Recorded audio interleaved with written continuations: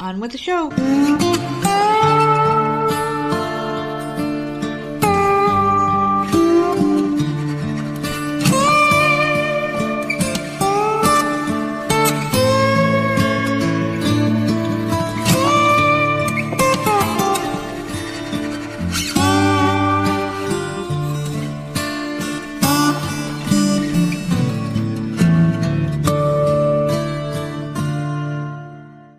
What's the deal with this slut, the Lexington Lolita? She's living in Lexington and gets ridden like the town bicycle. Everyone's had a ride. After her husband died, she's been fucking every guy who honks at her. Buddy, at this rate, she needs a revolving door in her bedroom and a punch card that says 10 lays, you get a free STD test. The Lolita's not dating, she's running a damn public service. Close your legs, bitch, you're not a welcome mat.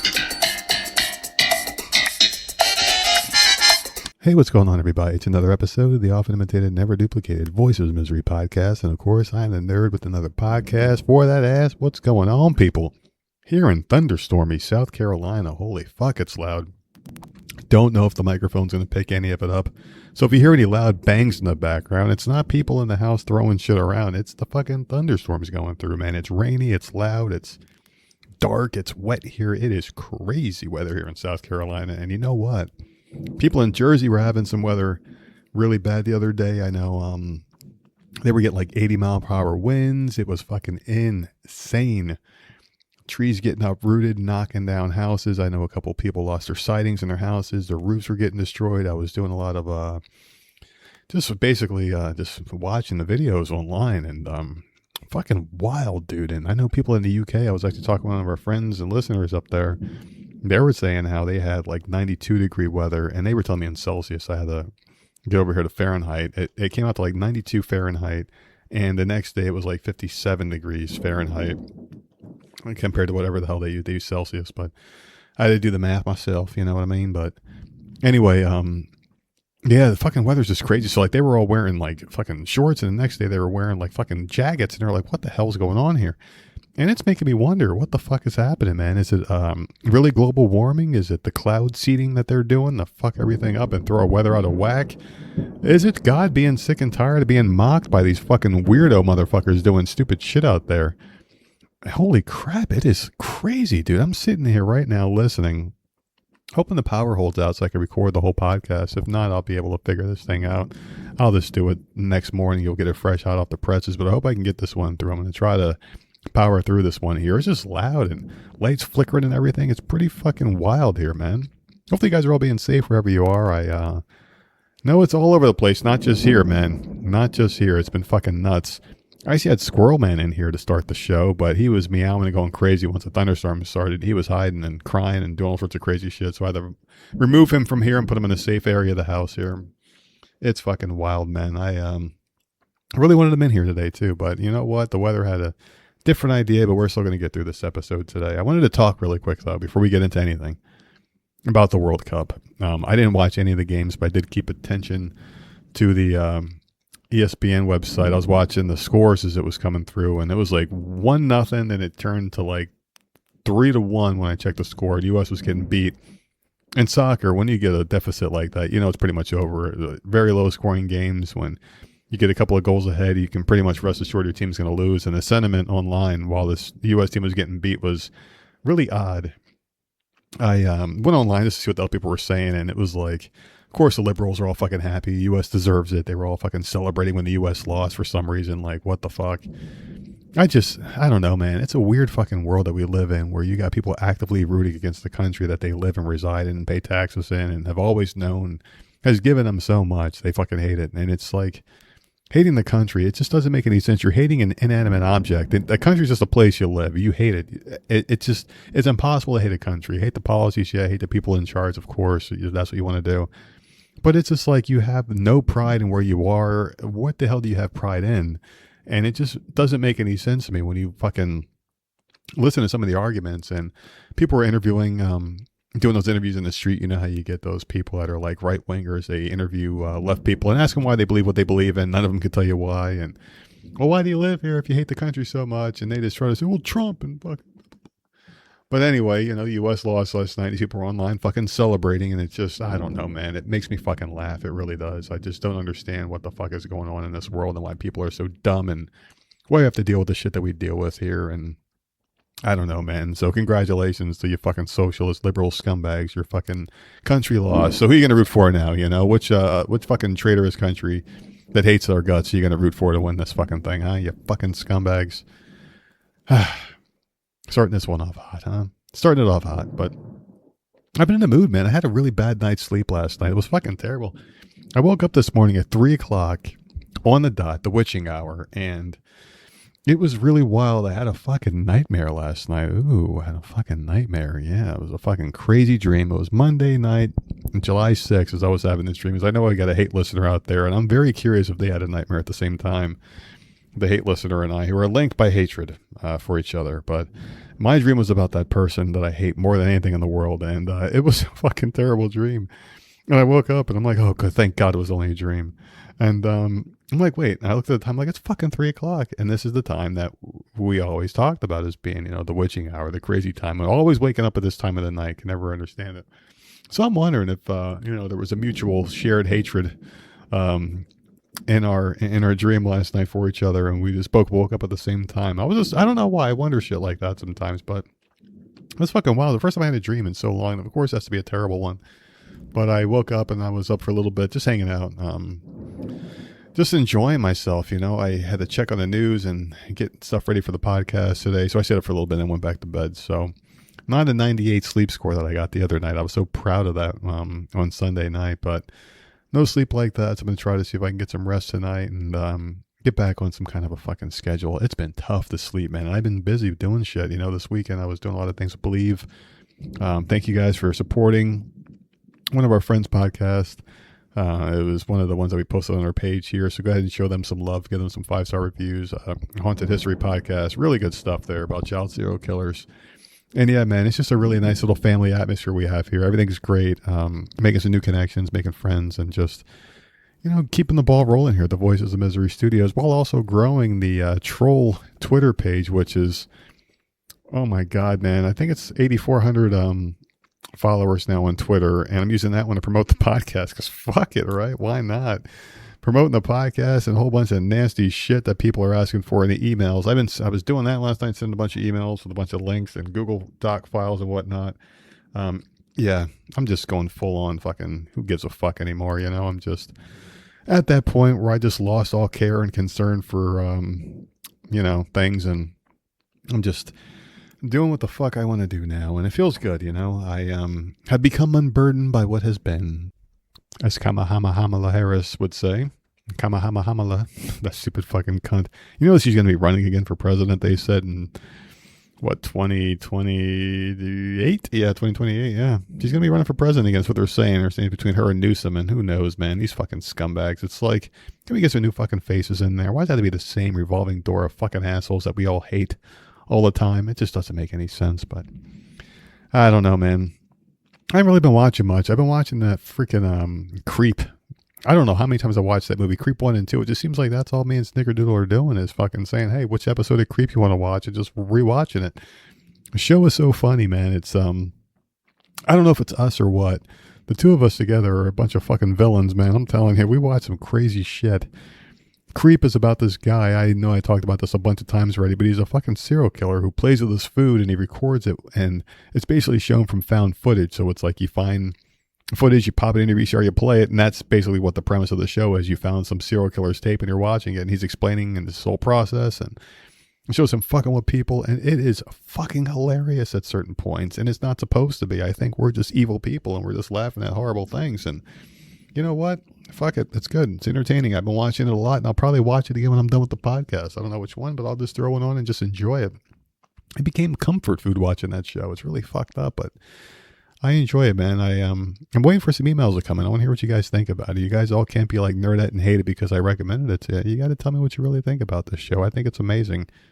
And yeah, there's really nothing else for me to watch right now. I know Maximum Pleasure is coming out tomorrow. And I got Dutton Ranch. I think that one just ended. I don't know what the hell's going on with that show. It ended on a cliffhanger, but I still feel like they could have done a couple more episodes before the season ended. But I don't know, man. These weeks are flying off the calendar. It feels like I just watched it the other day, and now it's already done. I just started watching it, and it's already the first fucking season being done. It's fucking rough, dude. Time is flying. The kid got a job. Things are just really falling into place over here for people, and I'm just being a good dad, being a supportive dad, trying to make things happen in the household. I went and I talked to someone that I knew at one of the local supermarkets down here in somewhere South Carolina, and I talked to the manager and got her a job, and she's going to be doing that. I'm not going to say where, but obviously she's got a really good job now. She's getting paid good money. They started her off at a fucking over $15 an hour, and I'm like, holy shit. When I was a kid, it was like $5.15. I think 3 times what I made when I was younger. I know the inflation and everything. It's really I probably made more back then when you look at the cost of everything, but holy crap, it's just nice, And I told her, basically, do what you want to do. You don't have to pay us rent or pay anything, but I would love if you were to save some money and put some money towards getting your license, because I want you to, become a young, productive lady in life and get your shit together. Got a freaking boyfriend now, and it's just like, what the hell, man? My role as a dad is like different now, and it's almost like you've lived multiple lives as you get older, because you have different chapters of this book called your life. And it's like, okay, I was an infant, then it was school years, and then it was getting out of school years, the lost years, meeting this person, breaking up with this person, doing this, doing that, having children, seeing them grow up. And then I'm running out of chapters, man. I'm starting to turn the page here, getting to like 75% done of the book. That's where I am in life right now. I don't know how much more chapters I got left. Hopefully not many. But it's going to be interesting to see what this next chapter holds. And I'm excited, I'm excited to see what happens here. I've just been making it through, just trying to get through this whole thing and figure it out. And I just haven't quite done it yet. I don't know if anyone else is feeling like that too. Any other parents around this age? I know Snickerdoodle is. We talked about it. Her kids are about the same age as mine. It's really weird how similar our lives are, really. Like her kids, a senior in high school, just turned 18.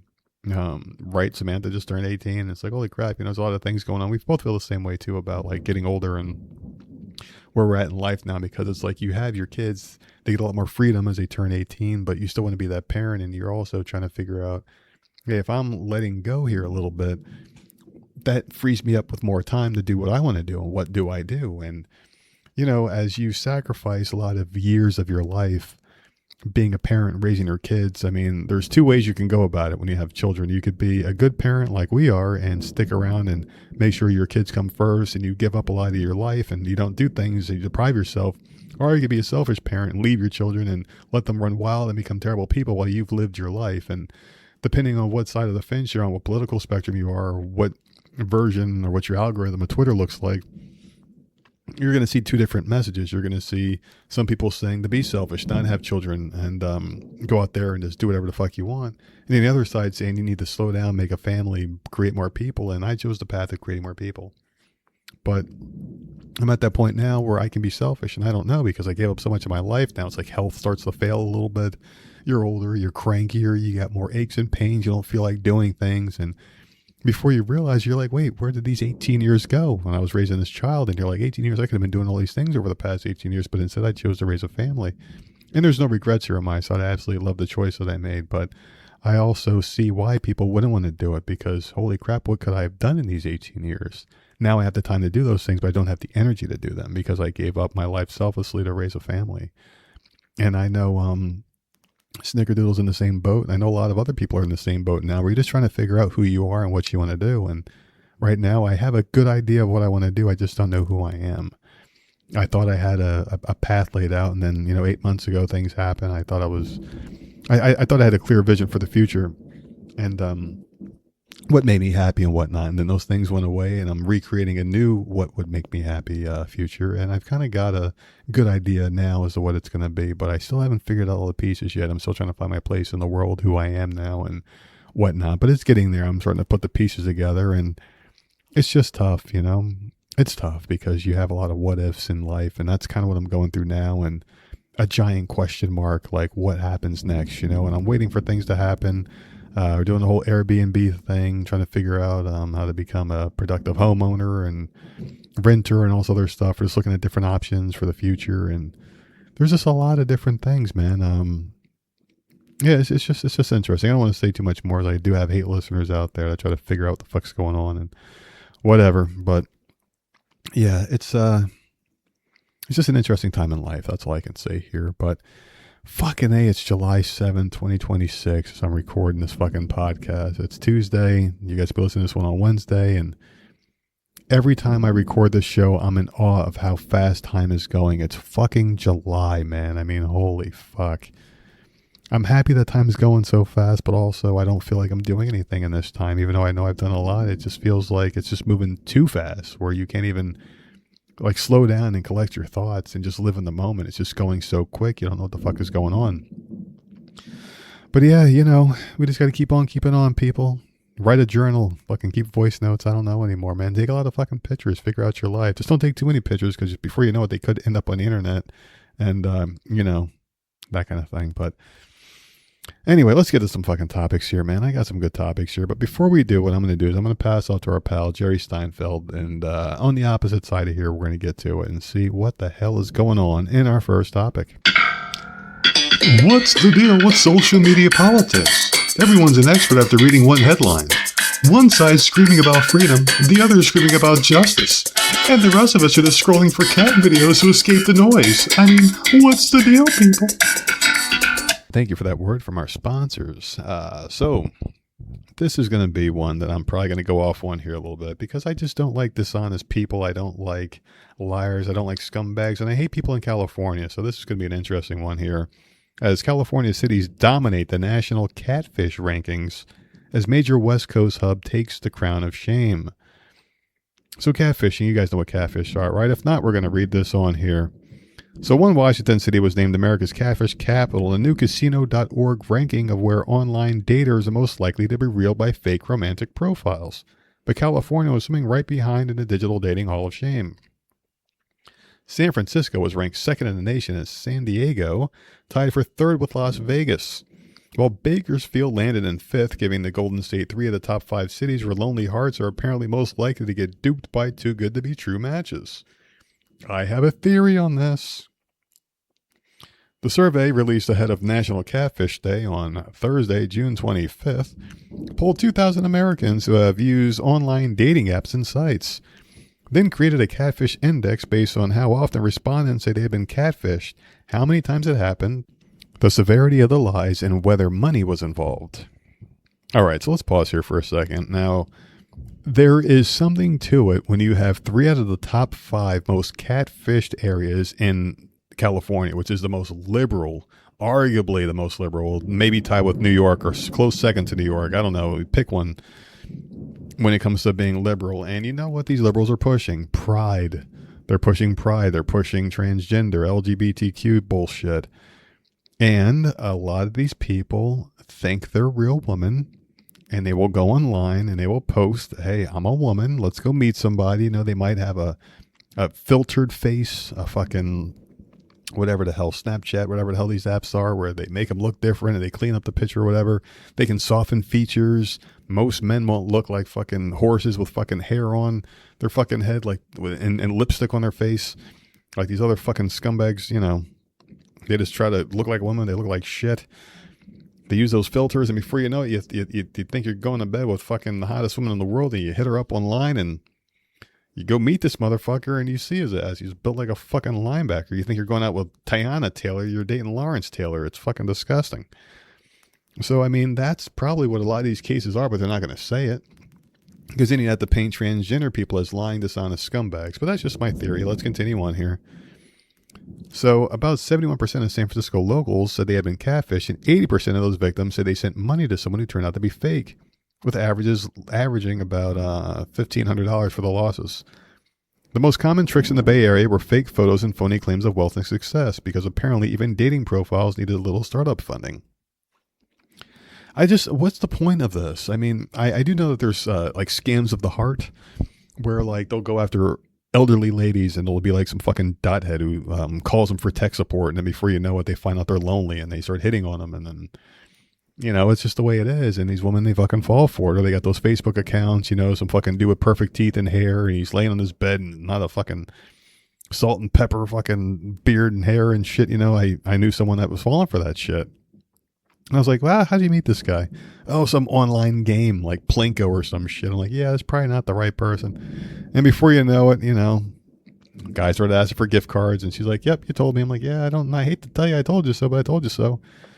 And it's just a thing here, of course, people do give money. They say that they've got these financial surefire hits. They're going to make a lot of money, but they need a little bit of money to get them there. They need $1,000 to make $1 million. They'll triple your money back, and these people fall for it because they showed care, they showed empathy. And there's a lot of fucking lonely people in this world that just want someone to talk to, and they'll fall for it because they want to keep that conversation going.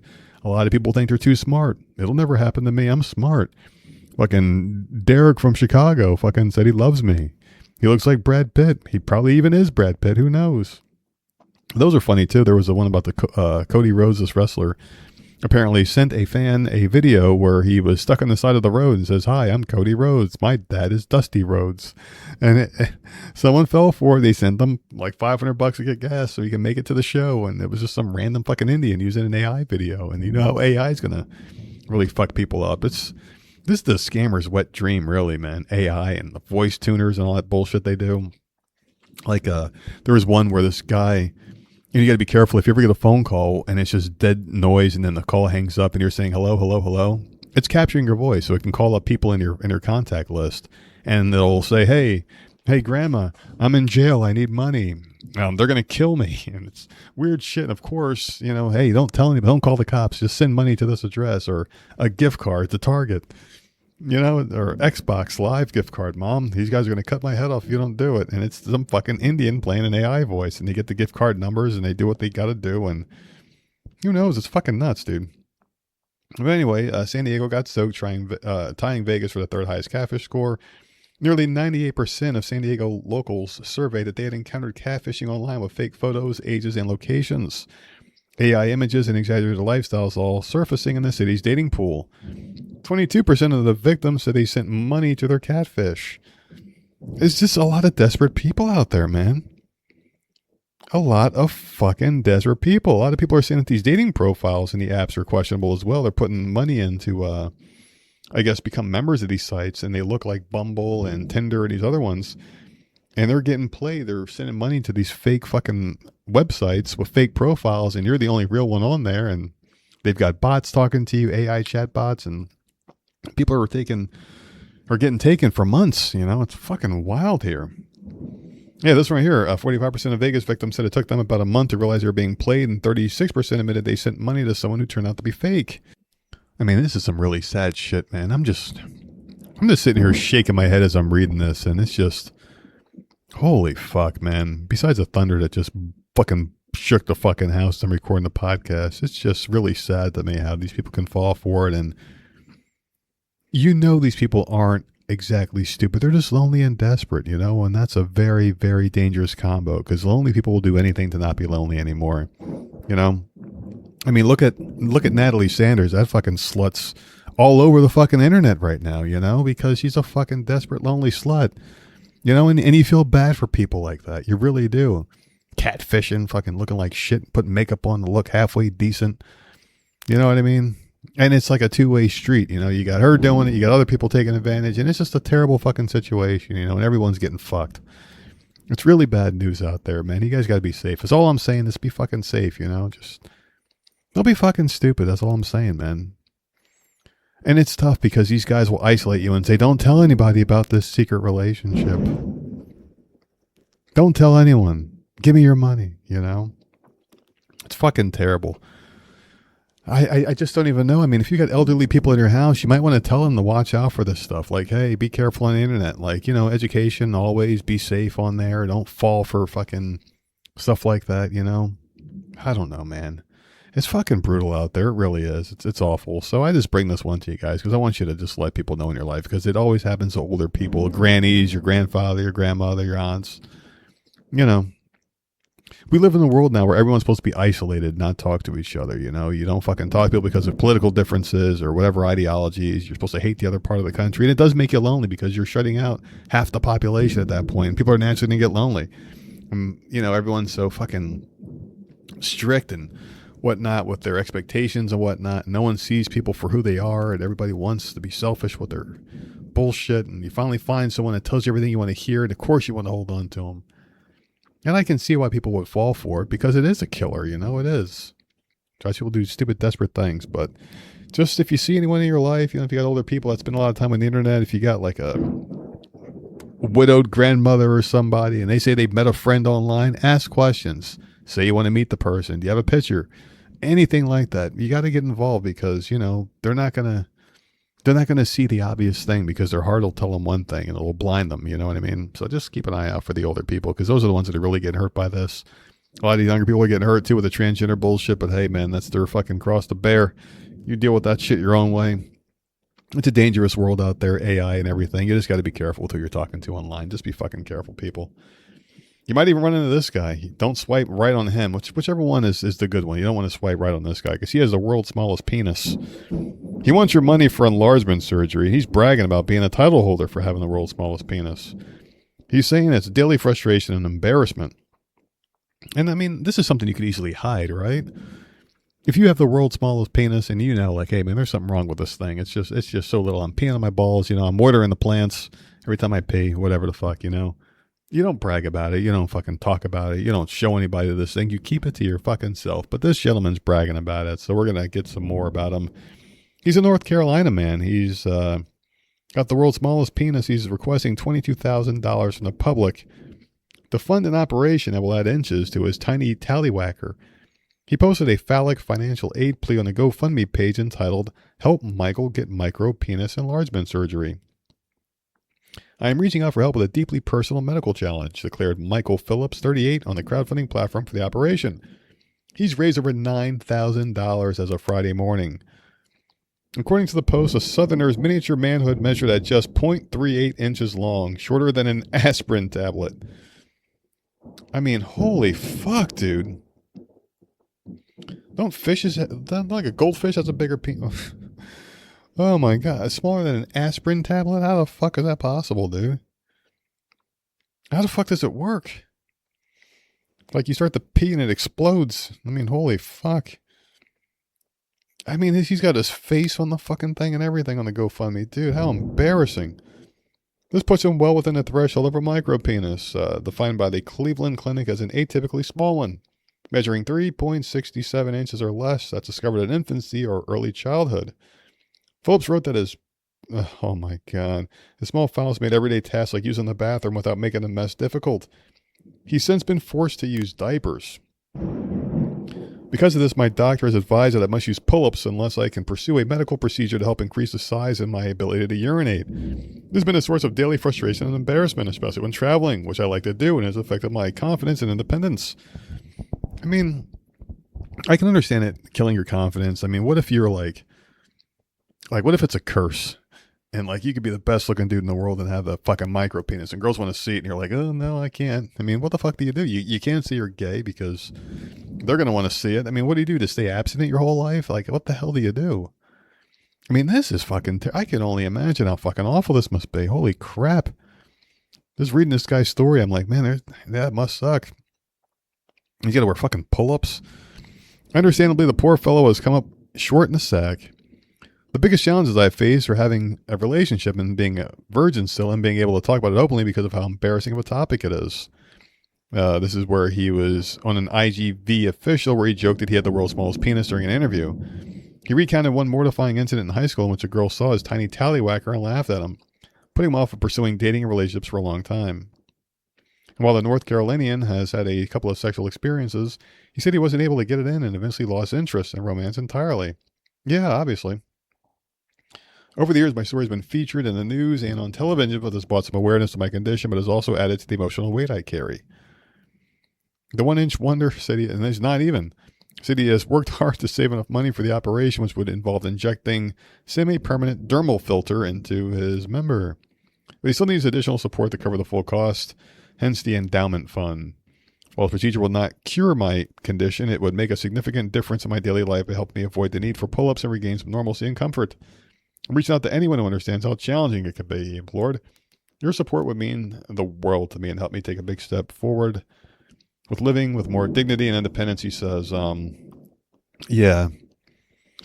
I mean, to give this guy money for a GoFundMe. I mean, people can do whatever they want with their money, but it does seem kind of stupid to ask for money for this kind of assistance. I mean, he's not the only one dealing with that in life. I mean, it is not as rare as you would think. I think they said quite a good percentage of people do have it. And poor bastards, it must suck. I'm not bragging or anything. It's just, fuck, I feel bad for these guys. I really do. It's just, I can only imagine. I mean, like, I have self-confidence issues, just due to my childhood, my upbringing, but it's just stupid shit. Nothing like this. It's just stupid shit. Like, you feel like you're worthless. You feel like you're not good enough. You have scenarios where people, fear of abandonment, I guess, would be one of them. Like, you feel like people just don't want to be around you or whatever, and you cook these things up in your head, and they become real because you manifest them, unfortunately. And, some people live with real conditions that they can't change, and they wish they can get out of it, like this guy. And I do feel bad for him, because I can only imagine, like, actually living with the problem that you have instead of conjuring up one that you don't have. You whip it out in front of a lady, you may think it's little, but she may think it's great. This guy actually does have a little one. He knows he's going to get laughed at, so why even bother? And I'm sure he has urges. He wants to be around women, but he can't because he's got that little issue. And it's not funny. It's fucking, no, yeah, it is funny kind of, but it's pathetic, but it's just something this guy can't control. And there's someone out there for him. I'm sure there's a lady out there for him. There's got to be one that is a sapiosexual who loves people for their personalities, and the rest kind of falls in place. And there's also women that, maybe he'll find one with a broken vagina or something where she doesn't want to have sex. She just wants a partner to be with, and maybe they'll hook up. The key master and the gatekeeper, they'll find each other. There is someone out there for everybody. There's one person out there for everybody. No matter how scummy you are, you can be disgusting or whatever the fuck. There's someone out there for you. There's got to be some. Oh my God. I got to tell a story here really quick. Right after this one. I think I've said enough about this topic, right? You guys want to hear a nasty story? You want to fucking hear one? All right. You guys can hear this story after a word from our sponsors. What's the deal with taxes? They take a chunk out of your paycheck before you even see it, then send you a form so complicated it needs a damn decoder ring. It's like the government saying, trust us, we know how to spend your money better than you do. I mean, what's the deal, people?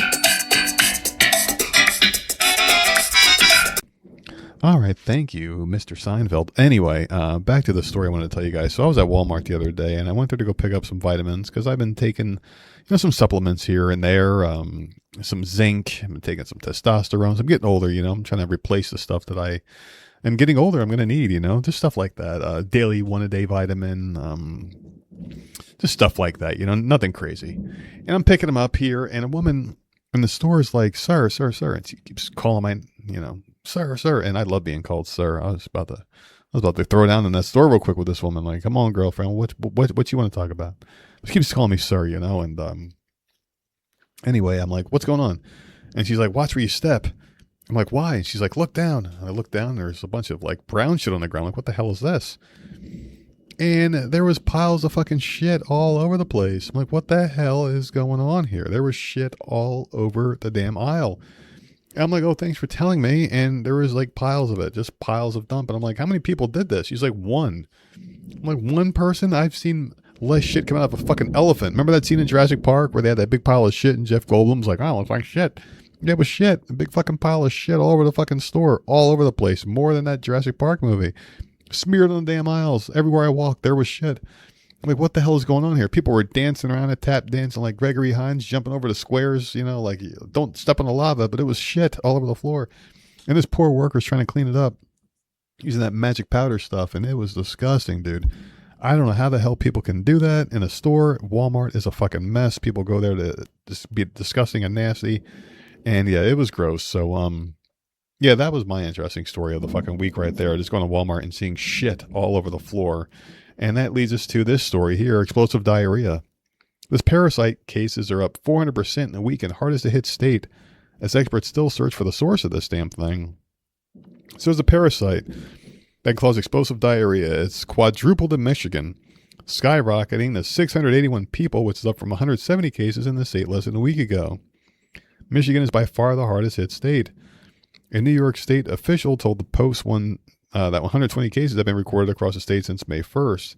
As of Monday, Texas is reporting 48 cases. Now, whenever this shit happens now, I don't know about you guys, but I get a little taste of PTSD when they're talking about cases, oh, it started off with this many cases and this many cases, and now it's going up and up and up.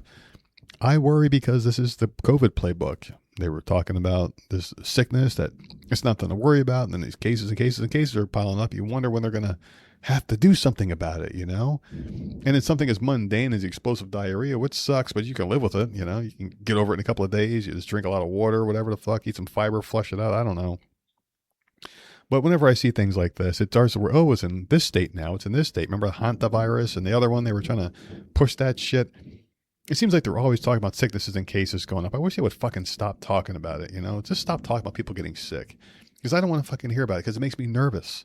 It makes me nervous, not because of getting sick. I know what's going to happen in life. You can't fucking hide it. So why stay locked up in your house or whatever? You got to go out there and catch it just to get over it so you can keep living your life and become immune to it, natural immunity and all that crap. But I just get nervous because I know what's coming next, or at least I feel like it. And they put that idea in my head that they're always going to do this now. So I'm always on guard, and they did it. The government did it. That's why I'll never trust them ever. I'm glad I didn't during the whole COVID-19 thing, but I'll never trust them now. So everything they say, I'm always skeptical of. And this is one of the cases now, unfortunately. Anyway, Illinois also reported a concerning number of cases between 11 and 80, according to the CDC, which only has data up till mid-June. Folks who get infected may not experience any symptoms at all, though dramatic cases involve watery, explosive diarrhea. So you're infected. You may not have any symptoms at all. So you may not even have the explosive shit. So why the fuck are you worried about it? If you don't have it at all, no symptoms, then what's the point, what are you supposed to get tested for this? What the fuck? It's diarrhea, dude. While cyclopsoriasis is usually contracted through contaminated food like produce, experts have yet to identify a specific source of the current outbreak. For those who get sick, identifying the infection can be difficult. It requires special lab tests looking specifically for the damn thing, which are not part of a standard stool test. It's another reason it's possible many cases are going undiagnosed. So it's a microscopic parasite that's commonly transmitted by drinking water, eating raw produce like basil, cilantro, and produce that was contaminated with feces. Though we know the parasite hitches a ride on raw food, we don't know which ones might be to blame.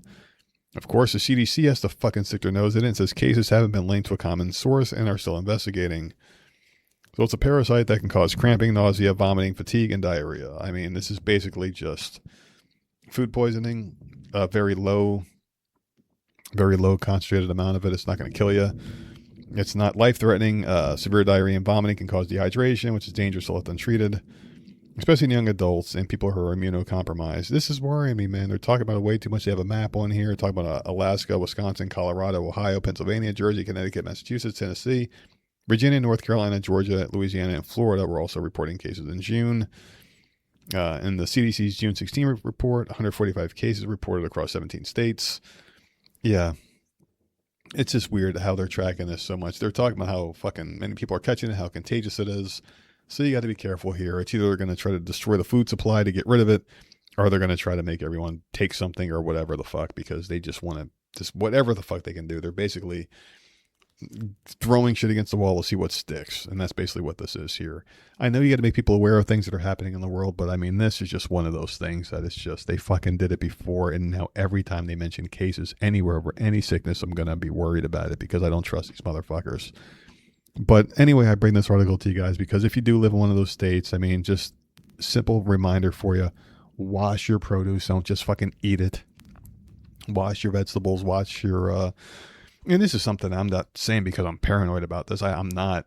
This is what people used to do back in the day. They would fucking wash all their shit, wash the lettuce out in the sink, wash everything, drain it, soak it for a bit, clean it off before you eat this shit. That's going to help you out in the long term. Make sure your food's fully cooked before you eat the damn thing. Just simple things in life will help you get very far. Just don't worry about these fucking people. Don't worry about the government. Don't worry about the fucking CDC. Just use common sense, and that'll keep you alive very, very long. I'm not the smartest guy in the world. I'm a fucking idiot, but you know what? I'm still alive because I practice common sense in a lot of things. So just wash your fucking food, people. And wash your fucking ass too. A lot of you motherfuckers stink. Like this son of a bitch right here. Stephen King. Boy, oh boy, I cannot stand this motherfucker. So he's a rabid leftist, as we all know, and he's standing by a rapist. And he's the one that says Donald Trump's a racist, and anyone who supports a racist should be jailed and locked up, and it's a piece of shit. But let's see what happens when it's one of his boys. So he's taken by Graham Palmer, even after the main Democratic Senate candidate was accused by his ex-girlfriend of breaking into her home and drunkenly raping her.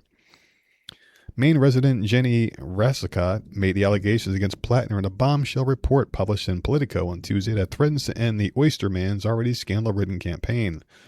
Droves of Democrats have since pulled their endorsements and urged him to bow out of the race, but not Stephen King, who said he hopes Plattner pushes through because everyone on Capitol Hill has skeletons in their closets. Graham, Plattner may drop out. I hope he doesn't. Meanwhile, the abuser-in-chief just keeps on keeping on, the shining author who lives in Maine posted on X. What a vile fucking scumbag. Stephen King is one of my most hated celebrities only because this motherfucker is one of those guys who made his money saying things that now he condemns everyone else for. The N-word was thrown in so many Stephen King books over the years, and I know it's not something to denigrate someone over, but he deserves it because he denigrates others based off the same shit that he's done himself. You can't just, and this is just using liberals' logic against them, you can never make good on things that you've done in the past. So therefore, by his own standards, he needs to be condemned for the rest of his eternity. But no, he's a leftist, so they're going to let him slide on that one, and he can come out there and support other scumbags like this rapist in fucking Maine. But yet he also says in the same breath that Donald Trump's a fucking rapist, and, oh, well, he could be a rapist, so now my guy could be a rapist. No rapist should be able to fucking do this. But the thing is about Trump is they call him a rapist, but they don't have anything on him. This guy, his fucking, ex-wife said he did it drunk, and yeah, even Democrats are turning against him, so why is Stephen King not doing it, It just shows how fucking fake and fucking straw man these arguments are that these fucking scumbags have. They don't hate anyone for their actions. They just hate certain people because they're told to hate them and they've been programmed to. And this Donald Trump derangement thing is a real fucking sickness. It seriously is. I think they're going to have it. They're going to have it classified as a real fucking mental illness or something that people have to work out themselves or with therapy. Because I mentioned this before in the show, when Trump's out of office, what the fuck are they going to do? Who are they going to hate? How are they going to manifest it? I think these people are going to lose their fucking minds when he's out of office because they have nothing else to do with themselves. When you have nothing to hate, what do you do with that hate? What do you do with that energy? These motherfuckers aren't productive. But anyway, Jesus said, let him without sin cast the first stone. Yeah, all right, don't you fucking dare use the Bible to push your fucking shitty agendas, you faggot. King's comments sparked outrage online for both conservatives and liberals who could not understand why the prolific writer would continue to support an accused rapist and use the Bible to justify it. Who among us who hasn't done a little rape? Stephen King, basically. Conservative commentator Sarah Gonzalez posted a response. Okay, she's making fun of him. So because we don't know about hypothetical rapey legislators, we should forgive the ones we do know about, questioned Dispatch editor-in-chief Jonah Goldberg. I don't need them to be flawless, but I do not need them to be credibly accused of rape. That's a pretty reasonable ask, Stephen, wrote professor and policy consultant Adam Cochran. Rassicott revealed in brutal detail her disturbing alleged encounter with Plattner back in 2021 when the pair were in an on-again, off-again relationship. She told Politico that she had told him not to come over one night because he was drinking and she did not want to see him. He stumbled into her unlocked home anyway, almost blackout drunk, and got on top of her, ignoring her repeated protests, she claimed. He then allegedly followed her into the bedroom and had non-consensual sex with her.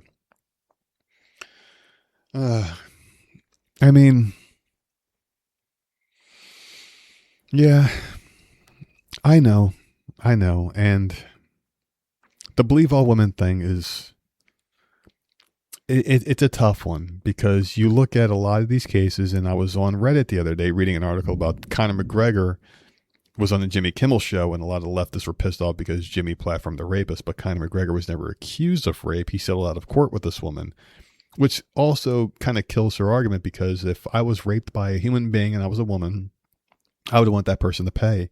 I'm not going to accept the payout because at that point you wonder, were you there for the money or what's going on here? Did you set this man up? Because apparently she showed up at this guy's hotel room with lingerie on and came in his room at a very late, early morning hour. You show up there looking like that for a purpose. I mean, I hate to say you're the victim and it's, or you're not the victim rather, because of how you dress, because it's like the argument of, well, she's asking for it. Look at that dress she's wearing. No, that's not an excuse to do anything. But you also have to wonder what the judgment was there and what the motive was of showing at someone's house, looking good in bare lingerie, knocking on someone's door, and then coming in there with them alone I mean, if that's the case, you got to throw your hands up and be like, hey, it's your word versus theirs. Do you have any tangible proof? I don't care if you got a bruise on you. I mean, people get bruised during sex, and a lot of people out there are seeing these men with money and weak fucking inhibitions and the ability to not fucking, or the inability to say no.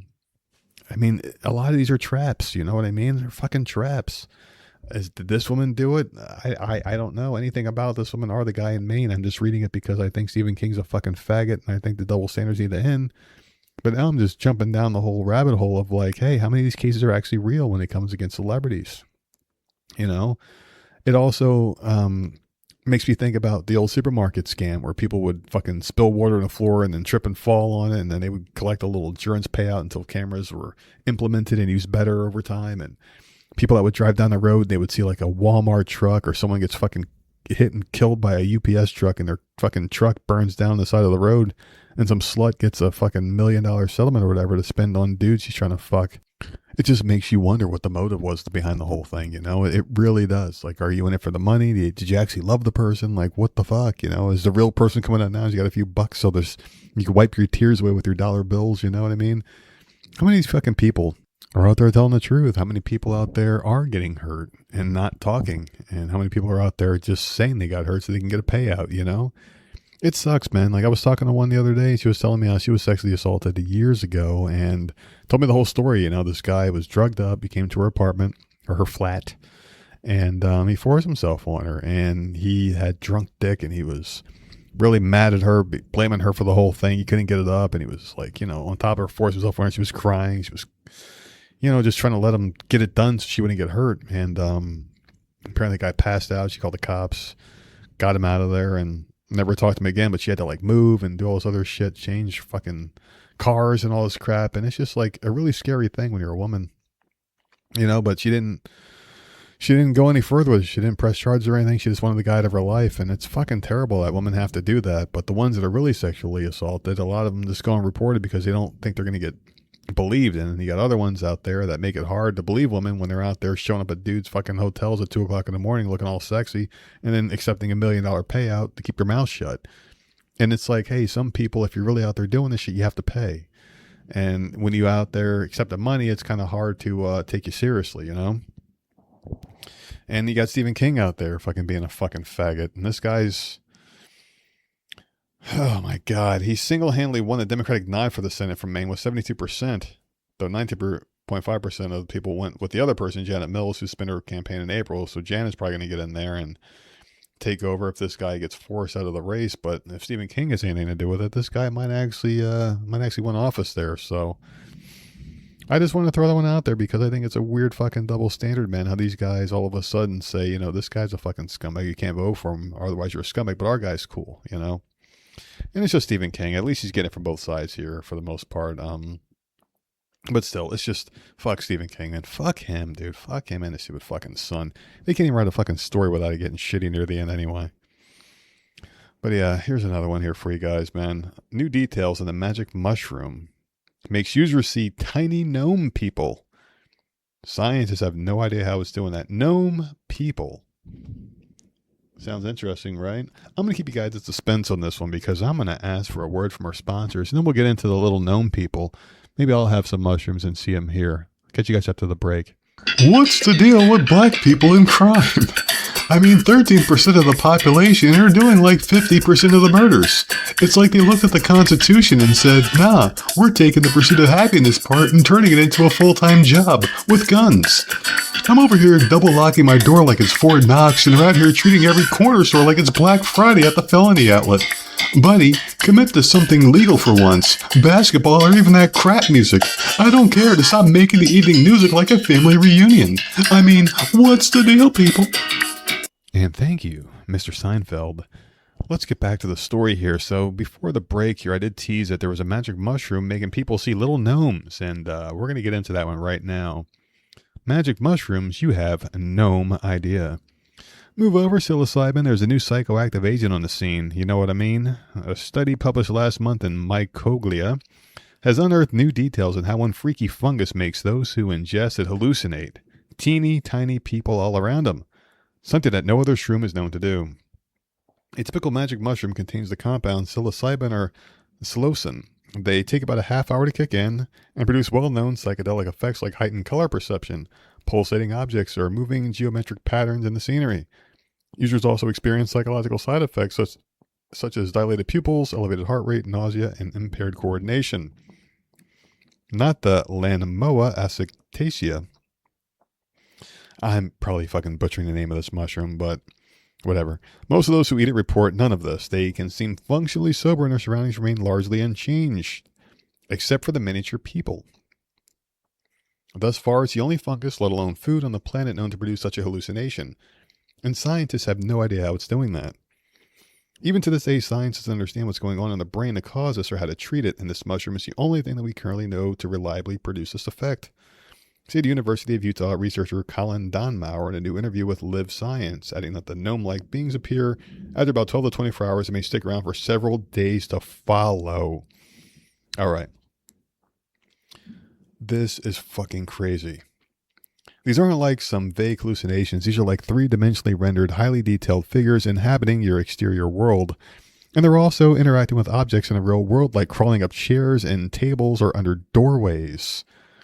This is the type of bolete mushroom. It's native to pine forests in both southwestern China and the northern Philippines, where it's wild harvested and sold in local markets for typical culinary use. Yet, despite decades of anecdotal reports of hallucinations, usually as a result of undercooking the ingredient, the species became known to science only about 10 years ago, according to Don Maurer, a preeminent expert on the genus Lanamoa. The little people are said to typically like teasing, playing with, or harassing the person seeing them. Yet no one seems surprised by this, he explained. Everyone knows that this mushroom has this property and you can make... Oh my goodness, man, it can make you see little people.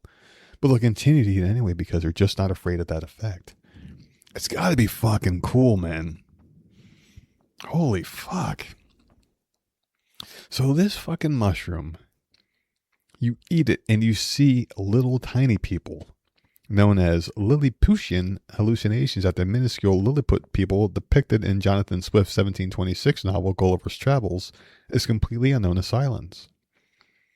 Whereas the genes responsible for synthesizing psychoactive compounds of typical magic mushrooms are well documented. There weren't even any known psychoactive compounds, so it seemed like this must be some new hallucinogenic compound waiting to be discovered because there's nothing that matches anything in our database. So these people have no fucking idea. They say it tastes good and has a great flavor, but you know what? This has got me to want to do something I haven't done before. I'm going to combine two segments into one here. We're going to segue this topic into one of my favorite topics of the show. Snickerdoodle's Deep Dives. Oh yeah. Welcome back to another episode of Snickerdoodle's Deep Dives, brought to you by Binoid.com.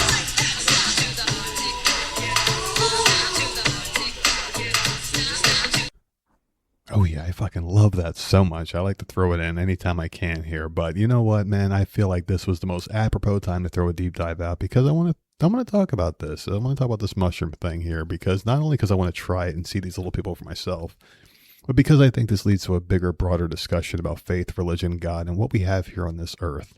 We have things here that we don't even know what the fuck it does. It's the year 2026, and we are now discovering that there's a mushroom that makes you see little people. I feel like God leaves us clues around the earth. I feel like he gives us, or she, or it, whatever. God doesn't have a gender. I believe God's everything. I hate saying he, and I'm not saying it from a perspective of LGBT, whatever the fuck, everything. You can't misgender things. I just feel like God is above that bullshit. The things that we argue about, God's above it all. So I just want to preface that and just elaborate because I don't want to get lumped into that stupid shit.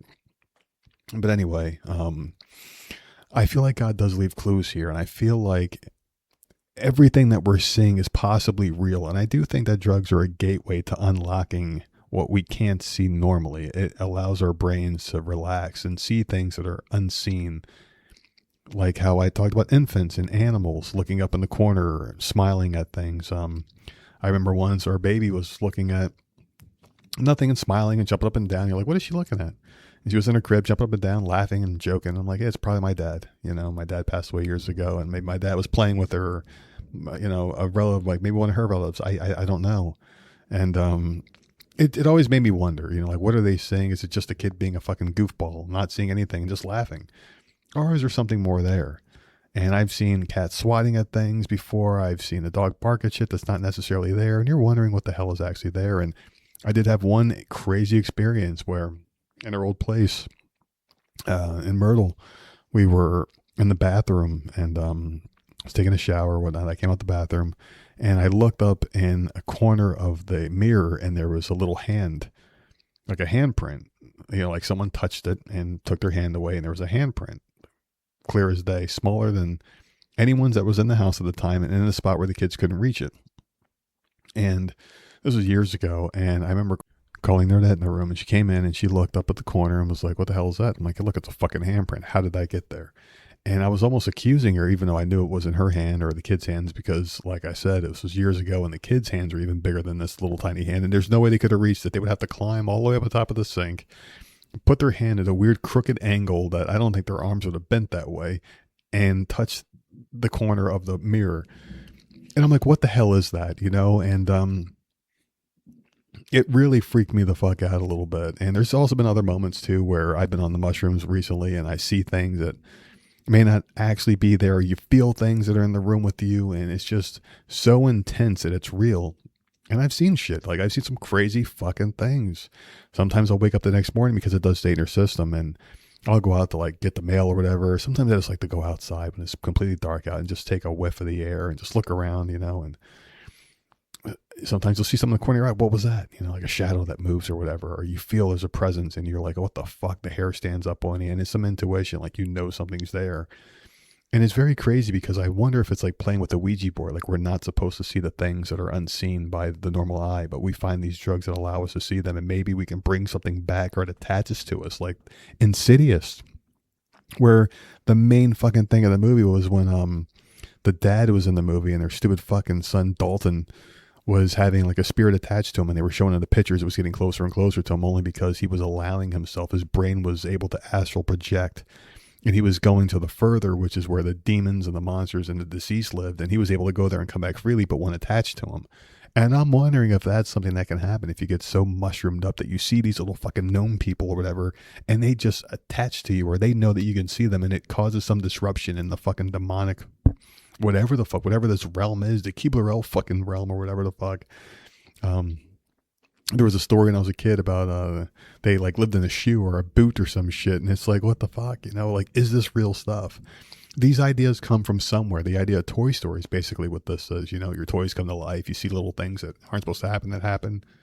I'm just wondering if there's a fucking mushroom out there that'll make you turn into Superman or give you fucking powers to fly. I'm sure there's something out there that'll do it.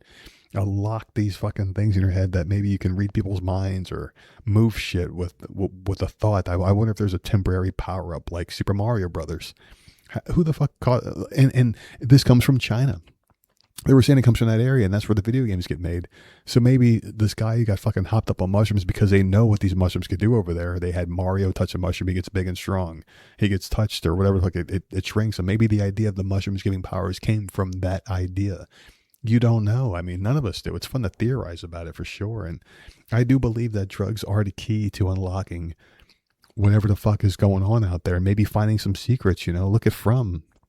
The one guy gets hopped up on mushrooms and he solves the fucking case, and he's like telling everyone what these things are in the tree, and all that stuff can stop the monsters that are coming out the ground. I'm just thinking here, man. Just thinking out loud here. The burning bush, what were they doing back in the day? And right in the Bible, they were all fucking high and shit back then because they didn't know. They were just eating whatever the fucking trying things out, getting fucked up, smoking shit, eating shit that they probably shouldn't have been. And these stories came out of nowhere. And maybe these things really did happen because they were always fucking drugged up. And as we got older and, more quote unquote sophisticated and civilized, we stopped taking these things and we just became more naive, and they become myths instead of realities, All these crazy ideas came from somewhere, and I feel like drugs unlock the possibilities of what is unseen and what the human brain can't comprehend without them. I feel like these are an enhancement, kind of like a supplement to helping you see and feel things that you normally couldn't. But I'm not advocating for usage of it. I don't think people should go out there and start doing things without a doctor's note or permission or guidance or whatever the fuck, even though it's going to be hard to find one that can give that to you. But I do think that we should probably start investing time and money and resources into seeing what these things can do, because who knows, man? Who fucking knows? Maybe there's a magical herb. Maybe they already know what the fuck it is. I guarantee you there's probably a fucking greenhouse somewhere underground that they've got all this crazy shit that does weird things that only they know about, you know? That's why Joe Biden is like fucking 98 years old and he's still alive, you know what I mean? Like maybe they gave him something, or who knows what the fuck they're hopping these people up on, you know what I mean? Like some of these people are fucking monsters out there, and some people don't age, you know? Maybe that's a secret too. They're saying it could be the blood of children these people are injecting in themselves. Maybe it's a fucking mushroom. Maybe it's a drug that they're taking that they won't let the public know about. I don't know. It just seems really fucking strange how you're seeing little people. It doesn't make any sense how so many people could take this drug and all have the same exact fucking experience of seeing little people. I don't understand it. Why would the drug make you see that? It's got to be unlocking something that's already there that you just can't see normally. That's what I'm firmly believing, and that's what I think it is. I really hope that, I get to try this one day, because I would love to see it, just experience it for myself to see what it's like. I'm very open-minded to this stuff now. I had the moment where I had to face things in my life and became better for it because I was mushroomed up one night and that fucking gargoyle, the white gargoyle, flew from the closet, and I repented about everything in my life and had a clear focus of what I had to do now going forward. And it came from that moment, you know, and I haven't had another one since like that, but I have had crazy things happen, but nothing like that, nothing to that extreme where I will never forget that moment in my life. But there have been things going on, and now I do feel like I have a clear focus as to what to do going forward. But, you know, something like this would really add another wrinkle to that all. I just want to see what else is out there. I want to experiment with this stuff, and I want to see what the hell is going on out there in the world, and maybe learn some more things and maybe have some more questions answered, you know? That's the way to go in life. Just try things out and see what's going on. I'd rather do that than have a fucking syringe, you know, stuck on my fucking arm that they tell me is safe and effective. I'd rather go ahead and do this. It's all natural. It came from our good Lord, and I trust it. So I don't know. I just want to throw that out there, guys. I wanted to deep dive a little bit on that topic, just talking about drugs and how it makes you see shit. And this one is just really crazy. I implore you guys to go at least read the article about this one, about the little gnome people, because it's interesting, you know? What else is out there? Aliens. Maybe people are seeing aliens. Maybe people are allowed to talk to their relatives and whatever the fuck, you know? It's like a Ouija board. You're opening up a gateway to another dimension. Maybe you take too many drugs, you'll see something you shouldn't see. People come back from bad trips all the time, and they come back fixed a lot of times too. And it's like, what did you see that fixed it? I don't want to talk about it, you know? It's a fucking wild thing. But there you have it, man. I can't believe this fucking hour went so fast. I cannot believe it, man. This was one of the fastest hours of all time, and I can't wait to record next week. I can't wait because I'm going on Twitter and doing some horrible things, making myself feel better because that's just the way I am. I'm a vengeful son of a bitch, petty as hell, and it will never end. So there you go.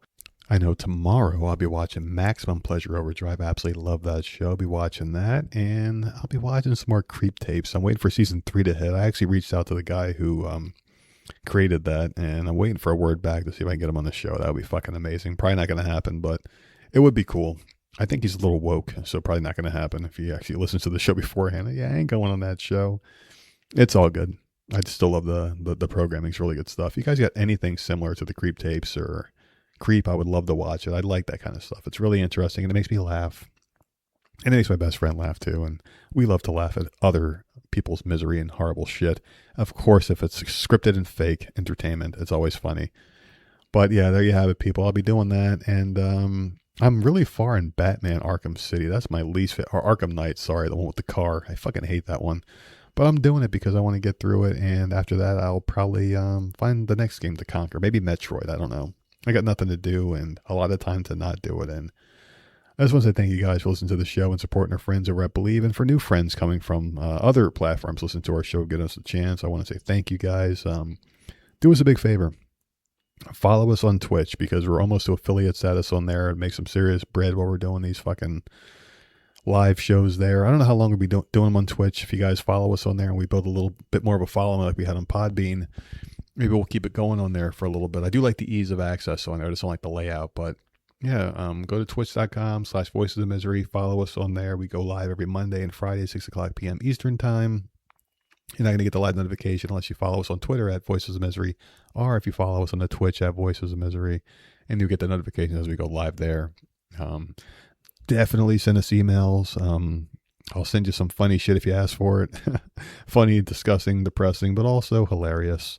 I will send you some funny stuff there. voicesofmiserypodcast@gmail.com. Don't take my word for it. There's a video that tells you to do it and why. on the page there. Really funny stuff.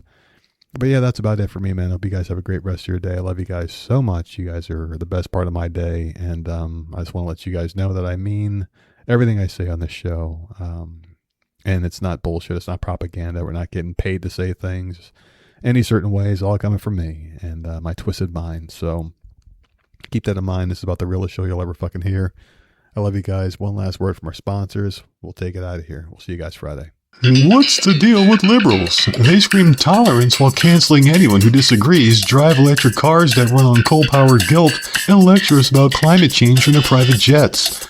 Buddy, you're not saving the planet. You're just making the rest of us pay $12 for a sad little avocado toast that comes with a side of smoke superiority. Love is love until it's a Trump voter, then it's straight to the gulag. Pick a lane that's not hypocrisy highway. I mean, come on, people.